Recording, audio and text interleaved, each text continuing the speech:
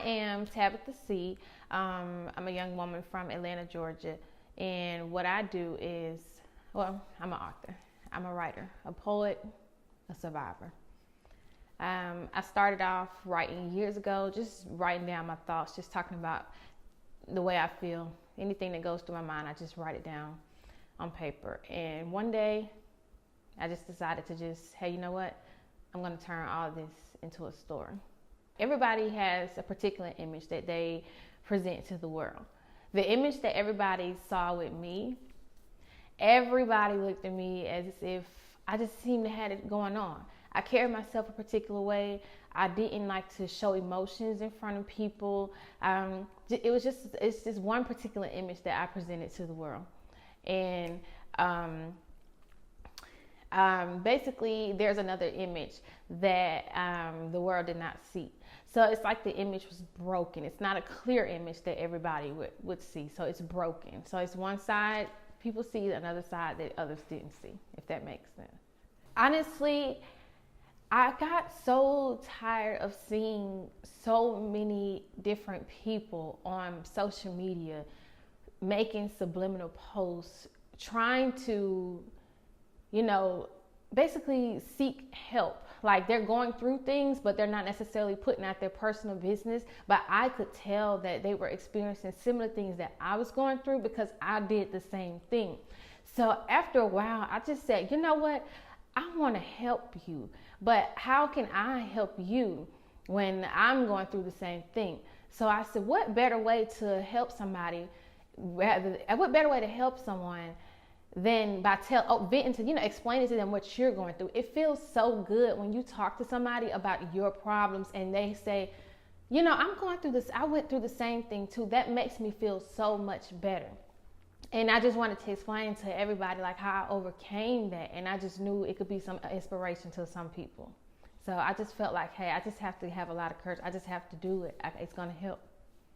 I would never recommend anyone to hold in their emotions, because when you hold those emotions in, what it can do, it's going to just build up so much stress and so many mixed signals going through your head. It's just going to cause a lot of mental breakdowns. Like it can develop depression, and depression is something serious that a lot of people don't even realize that they're going through depression stage at certain times. And after depression, it could lead to suicidal thoughts. It's like, I just would recommend anyone who's emotionally breaking down behind closed doors without venting to someone, I would not encourage that. I will always encourage someone to open up, at least to anyone, just to someone. That's a good question. I took back control of my life by realizing that I had a purpose in life.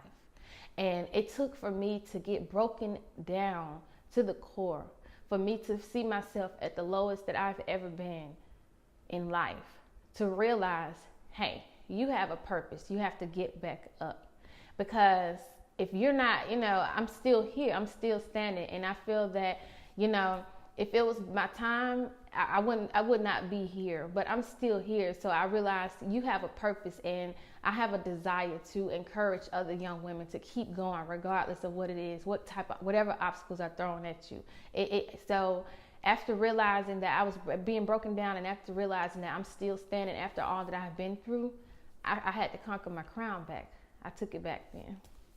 It feels great. It feels so good to be able to talk about it and to, without getting emotional. And if I ever, catch a tear shed, it's tears of joy and relief, like burdens has just been lifted up off of my shoulders. It feels great. It's a great feeling.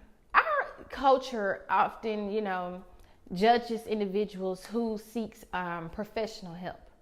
There's absolutely nothing wrong with seeking professional help. If you don't feel that you have a friend in your corner, or a relative or a sibling, anyone close to you that you can personally talk to, it's okay to talk to a stranger.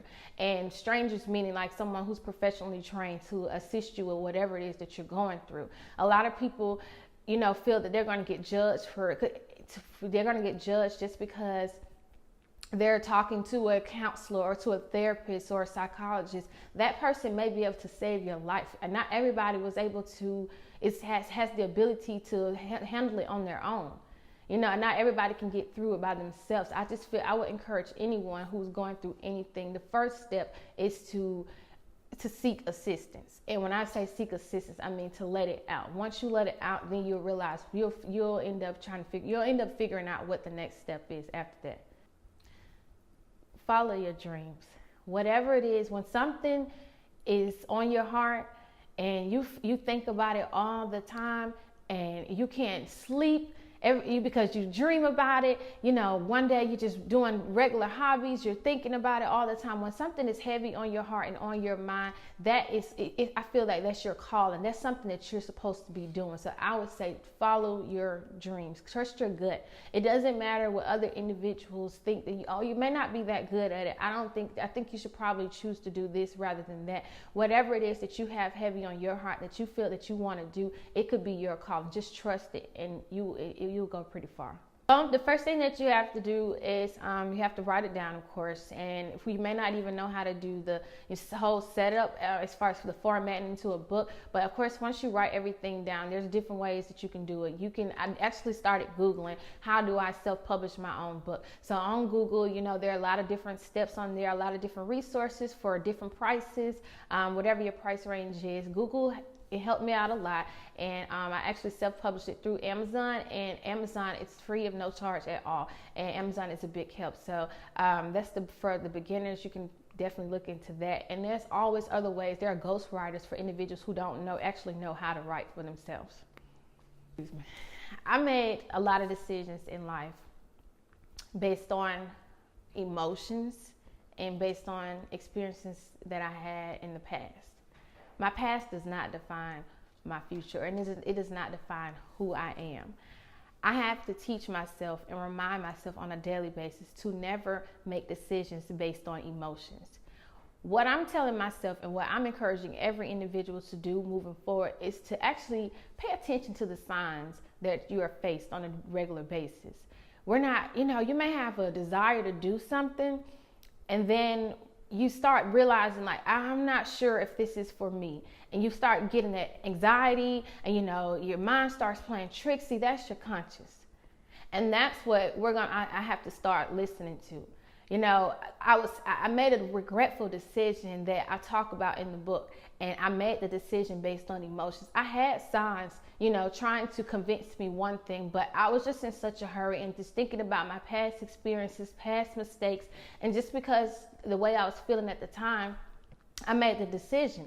And that's the opposite of what I would encourage individuals to do. I want everyone to just actually take the time to think things through before you rush in to make a regretful decision, because regretful decisions can lead to depression. And once again, depression can really take control of you, and sometimes it's not easy overcoming it.